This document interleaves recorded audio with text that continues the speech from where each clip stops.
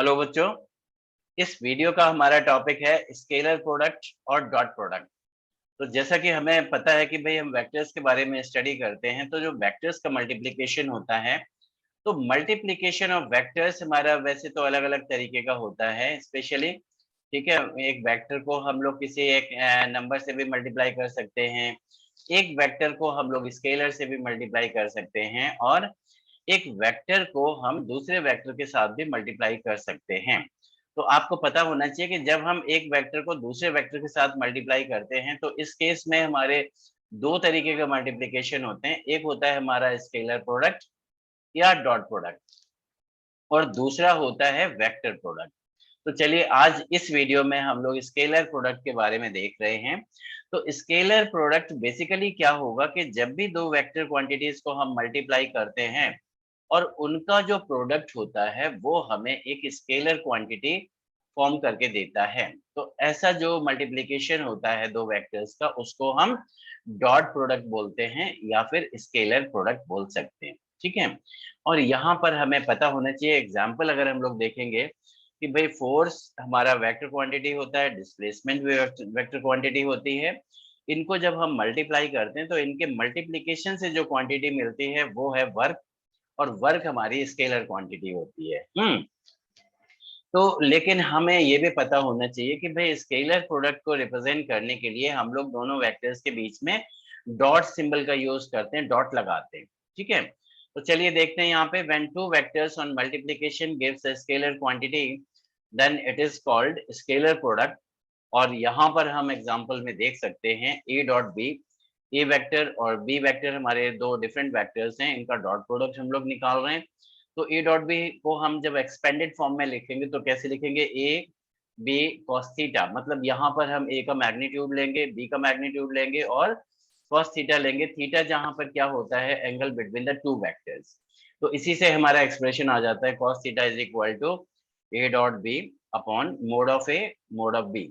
तो ये हमारा एक तरीके से फॉर्मूला भी हो जाता है कि कभी भी अगर दो वेक्टर्स के बीच में अगर एंगल हमें फाइंड आउट करना होता है तो हम इसी फॉर्मूले का यूज करते हैं। चलिए भाई, तो यहाँ देखते हैं, बिकॉज यहाँ पर हम cos थीटा लेते हैं, सो अल्टीमेटली हमें पता होना चाहिए कि अगर दो यूनिट वेक्टर्स ले लेते हैं हम एक्स एक्सिस की डायरेक्शन में, तो उनके बीच में एंगल हमारा कितना होगा, जीरो, और cos जीरो हमेशा वन होता है। और यूनिट वेक्टर का मैग्नीट्यूड जैसा कि हमें पता है कि भाई वो वन होता है, तो इसीलिए हम लिख सकते हैं कि डॉट प्रोडक्ट में क्या होता है, आई डॉट आई, ठीक है, और J dot J, K dot के, इनकी वैल्यू हमेशा कितनी हो जाती है, वन हो जाती है। ठीक है, क्योंकि आई का मैग्नीट्यूड भी वन है, इस दूसरे आई का मैग्नीट्यूड भी वन हो जाएगा, और cos जीरो भी हमारा वन हो जाएगा।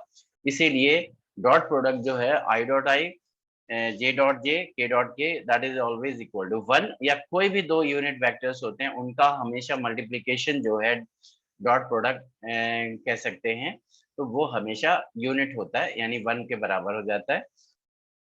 नेक्स्ट, ऐसे कोई भी दो वेक्टर्स अगर हम देखते हैं जिनका जो आपस में एक दूसरे के परपेंडिकुलर हैं, जैसे आई डॉट जे या फिर जे डॉट के या फिर के डॉट आई, इनका हमेशा डॉट प्रोडक्ट जीरो होगा, क्योंकि cos 90 हमारा जीरो हो जाता है। ठीक है, तो इसी के साथ हम देखते हैं यूजेस ऑफ डॉट प्रोडक्ट।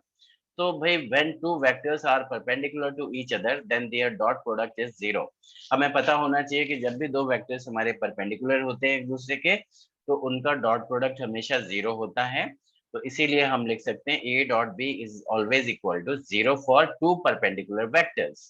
ठीक है, सिमिलरली हमने सेकेंड यूज देखा, to find the angle between the two vectors. अगर दो वेक्टर्स के बीच में एंगल हमें निकालना हो तो हम निकाल सकते हैं इस फॉर्मूले से, cos theta is equal to A dot B upon mod of A mod of B. ठीक है, तो चलिए भाई डॉट प्रोडक्ट हम वर्कआउट कैसे करेंगे और हम थीटा कैसे निकालेंगे उनके बीच में, ये भी हम जरा देख लेते हैं एक एग्जांपल से, ताकि हमें ये पार्ट पूरा ही क्लियर हो जाए। तो लेट अस सी, हमने देखा find the dot product of a vector. ये ए वेक्टर में दिया है two i cap plus three j cap minus k cap, और बी वेक्टर दिया i cap plus j cap plus four k cap, also find the angle between them. तो यहाँ पर हमें डॉट प्रोडक्ट भी निकालना है और एंगल भी निकालना है। तो डॉट प्रोडक्ट हम कैसे निकालेंगे, ए डॉट बी हम लिख देंगे, और यहाँ लिख दिया two i cap plus three j cap minus k cap, फिर डॉट में है दूसरा वेक्टर आ गया i cap plus j cap plus four k cap, इन दोनों को अगर हम मल्टीप्लाई करते हैं तो देखिए हम आई डॉट आई हमें पता है 1 होता है, और आई को जब हम जे के साथ करेंगे तो वो 0 हो जाएगा। तो फाइनली क्या होगा कि हम डायरेक्टली कोफिशिएंट जो होते हैं आई वाला, तो यहाँ कोफिशिएंट 2 है, यहाँ कोफिशिएंट 1 है, तो 2 इंटू 1 लिख दिया, प्लस इसी तरीके से जे वेक्टर्स के कोफिशिएंट्स को मल्टीप्लाई कर देंगे 3 इंटू 1, माइनस के वेक्टर्स के कोफिशिएंट्स को मल्टीप्लाई कर देंगे, माइनस 1 इंटू 4 हो गया। तो इसका जो रिजल्ट आएगा वो आ गया हमारा भाई डॉट प्रोडक्ट यहाँ पे। तो रिजल्ट हमारा हो जाएगा 2 + 3 - 4 and that is equal to 1 आ जाएगा। तो फाइनली रिजल्ट हमने यहाँ पर 1 लिख दिया है। ठीक है, तो चलिए अब हम देखते हैं यहाँ पे एंगल निकालना है, तो भाई इसके लिए मैग्नीट्यूड निकालना पड़ेगा ए वेक्टर का। तो किसी भी वेक्टर का मैग्नीट्यूड निकालने के लिए क्या करते हैं, कोफिशिएंट्स का स्क्वायर करके ऐड कर देते हैं और उसका होल रूट ले लेते हैं। तो देखिए 2 का स्क्वायर कर दिया, 3 का स्क्वायर किया, -1 का स्क्वायर किया है, तो ये आ जाएगा 4 + 9 + 1, यानी ये हो गया हमारा √14 हो गया ए का मैग्नीट्यूड। इसी तरीके से बी का मैग्नीट्यूड आ गया है हमारा दिस √1² + 1² + 4², यानी ये हो गया हमारा √18। तो cos theta will be equal to 1/√14 into √18, और इसको जब हम इसको सॉल्व करेंगे तो ये आ जाएगा भाई हमारा, कह सकते हैं this is cos theta is equal to 1/, this is 6√7। ठीक है, तो इस तरीके से हमने देखा कि भाई ये हमारा एंगल आ गया है।